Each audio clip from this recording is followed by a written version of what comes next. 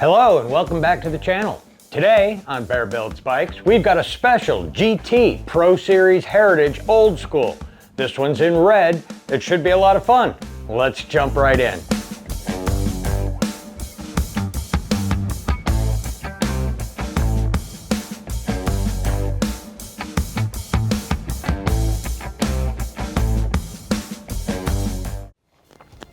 So first we're going to take our box cutter, we're going to slice right down the edge of the box here. I like to do it away from the flap.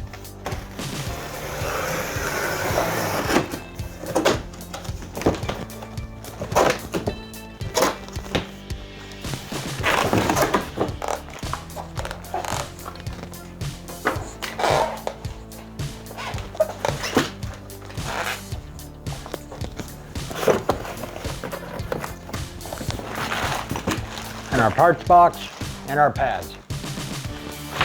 So as usual, we're going to go ahead and we're going to cut the wheel free, cut the zip ties that are on the wheel, get that off the frame. Then we're going to get our seat free from the frame. We're going to size it in the clamp so that we don't have to wrestle with it when we're trying to do the actual assembly. And then we're going to go through the unpacking. And of course, we're going to do that fast forward like we always do, just so that you don't have to sit through, 15 minutes of unpacking. Once we get it back up into the stand, we'll slow it back down and we'll start going through the step-by-step process to get this bike assembled and out on the floor ready for sale. All right, so we're going to go through a quick unpacking. We'll do it fast forward, and when we get out on the other side, we're going to put the front wheel on and put the handlebars in. Let's go.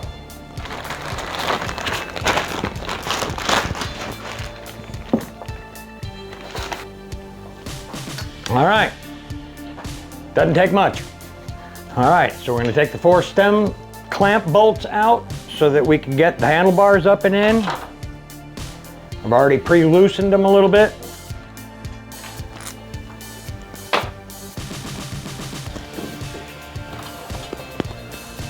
Handlebar is going to go around the frame this way.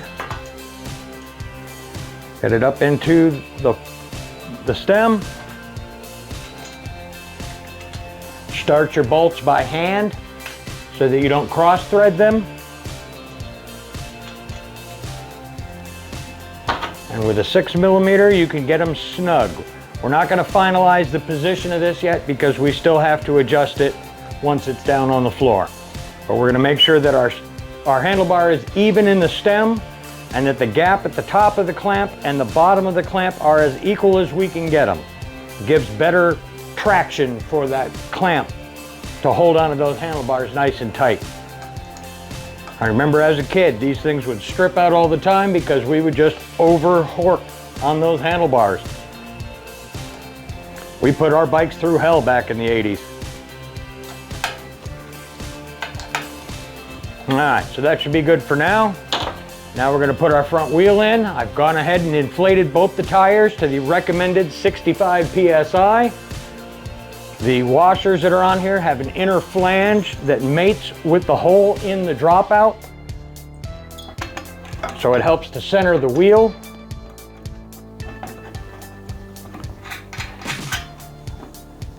This bike is very old school in the fact that it does not have front brakes, nothing at all, but it's new school in the fact that it has a disc brake in the rear.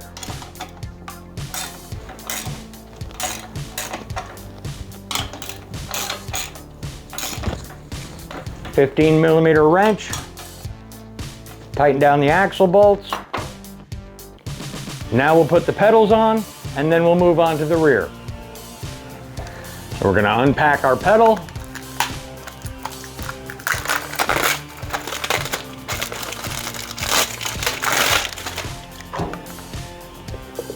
We're going to put a little grease on the threads so that they don't bind in the cranks. At our 15mm wrench, they do have stickers, left, right. The right side goes in. You're going to be turning the spindle clockwise to make sure that it mates. Go by hand to start.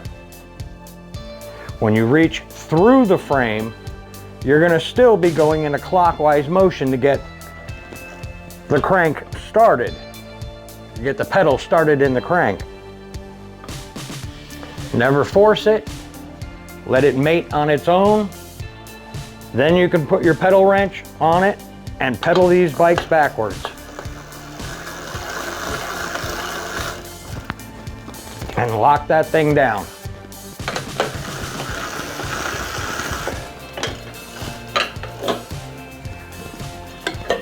Now I do recommend getting an actual pedal wrench instead of trying to do this with a 15mm because the gap in here usually is a little narrow. These aren't so bad, but on a lot of bikes they are. A good quality pedal wrench makes all the difference in the world. So now, since our chain is incredibly tight, like most of these are, we're gonna back off on the chain tensioners a little bit. We have to take these axle nuts off anyway to put the pegs on, so we're gonna do that with a 17mm socket. So with our 17mm deep set socket, a 4-inch extension, and a 3/8 ratchet, we can break free these bolts, because we have to take them off anyway to put on the axle pegs. We'll back this all the way out, and we'll set it right back in the top of the socket. Take the washer off and balance that on top. Now take your peg and slide it over the whole assembly. Change your direction and gently start to feed it on.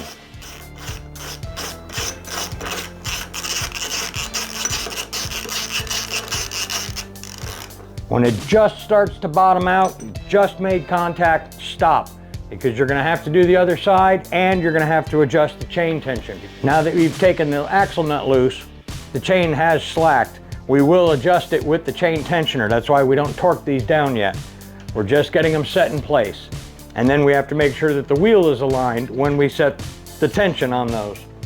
So again, put your axle nut back into your drive, put the washer on top, slide your peg over the whole assembly, change direction of your ratchet, and start by hand.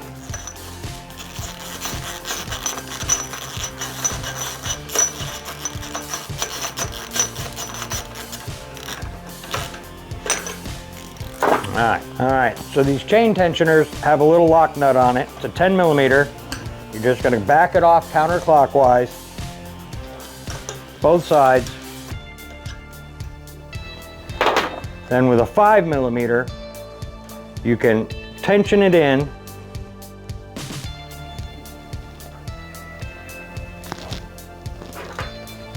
Give yourself enough leeway with the lock nut. And also pay attention that the wheel is straight in the frame. Get your tension to where you want it. You can see the chain going up and down as I tension. I want just a little bit of play in it, just like that. At that point, I'm going to go ahead and tighten down the axle nut.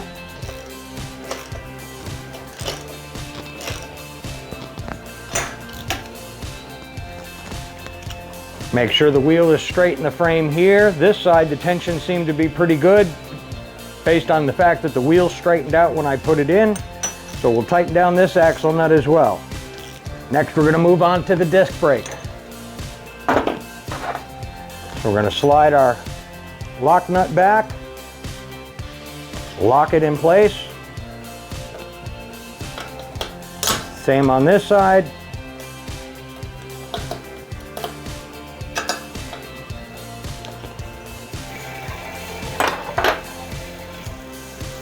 And you can hear the disc rubbing, so we are going to have to reposition the caliper. We're going to cut these extra zip ties that they leave from the factory with the tails on them.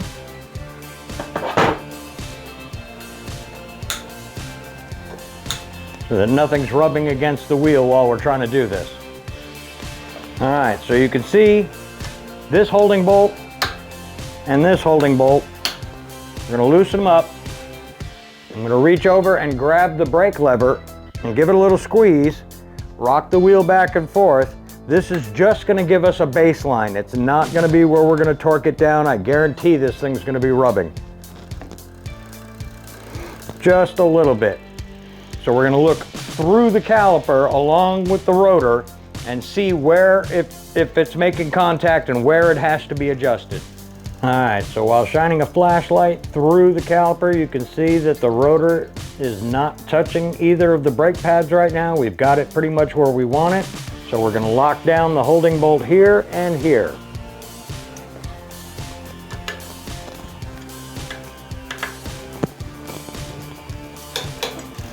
So now we're gonna check our brake performance.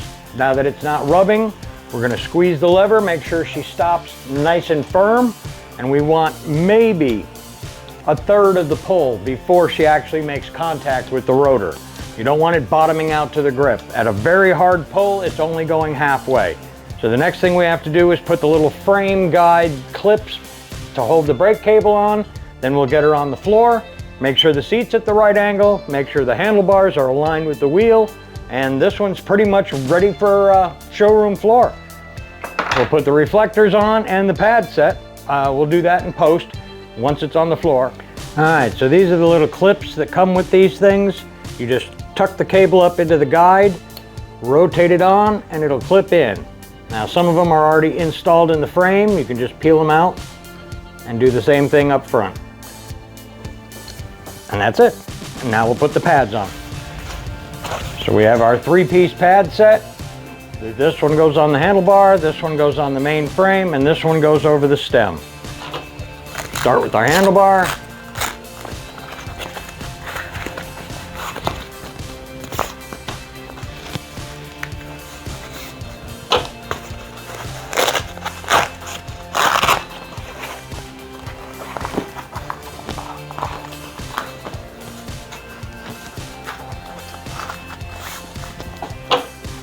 And the cap.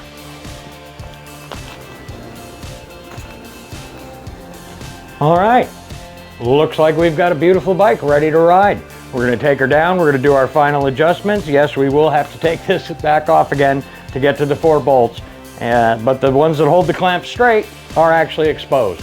But I hope you've enjoyed watching this video. I hope that you will like, share, and subscribe. If you have any questions, leave them in the comments. I'm always available for any type of, technical specs or any of that stuff that comes with these bikes. I always put in the description the actual manufacturer's website and a link to these bikes direct. Hope to see you in the next one. Have a wonderful day.